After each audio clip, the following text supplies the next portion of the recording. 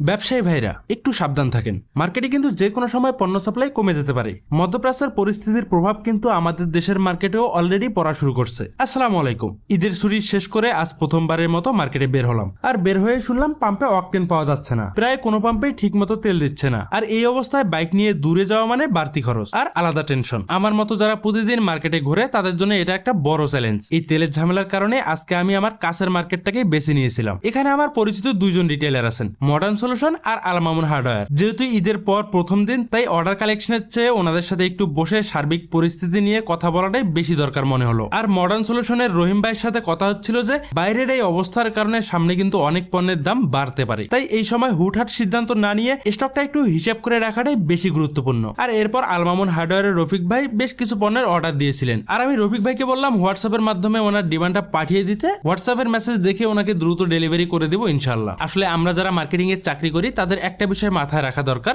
Dealer বা customer যখন সমস্যায় পড়েন ওই সময়ে আপনি ওনাদের পাশে থাকলেন কিনা ওটাই কিন্তু মানুষ সবচেয়ে বেশি মনে রাখে। তাই তো কখনো কখনো নিজের দায়িত্বের বাইরে গিয়েও একটু সাপোর্ট দিতে হয়। এই যেমন আজকে রাসেল ভাই বললেন ওনার কিছু সিবিভিসি সলিউশন খুব জরুরি দরকার। যদিও উনি ঈদের আগে ঢাকা থেকে এই পণ্যগুলো অর্ডার করেছিলেন, কিন্তু ট্রান্সপোর্টের ঝামেলায় এখনো তিনি সেই পণ্যগুলো হাতে পাননি। আর এখন যেটা সমস্যা হচ্ছে সেটা হলো কাস্টমার পণ্য কিনতে আসছে এবং সেই পণ্যটি ওনার স্টকে নেই। যেহেতু চাকরির পাশাপাশি আমার নিজের একটা ছোট ব্যবসাও আছে, আর সেখানে এই আইটেমগুলোই আমি স্টকে রাখি, তাই ভাবলাম ভাইকে সেখান থেকেই কিছু পণ্য দেয়া যায়। তাই তো নিজের স্টক থেকে কিছু মাল ভাইয়ের জন্য আপাতত নিয়ে নিলাম, যাতে ওনার কাস্টমার অন্তত ফিরে না যায়। আর তেলের সমস্যা হোক বা বাজারের এই অস্থিরতা, যে কোনো ব্যবসায় বাধা আসবেই, কিন্তু কাজ বন্ধ রাখা যাবে না, চালিয়ে যেতেই হবে। আর শেষ কথা হলো কাস্টমারকে সময় মতো সার্ভিস দিতে পারাটাই আসল। আর চেষ্টা এবং পরিশ্রম থাকলে ইনশাআল্লাহ ভালো কিছু হবেই। সবাই ভালো থাকবেন, আল্লাহ হাফেজ।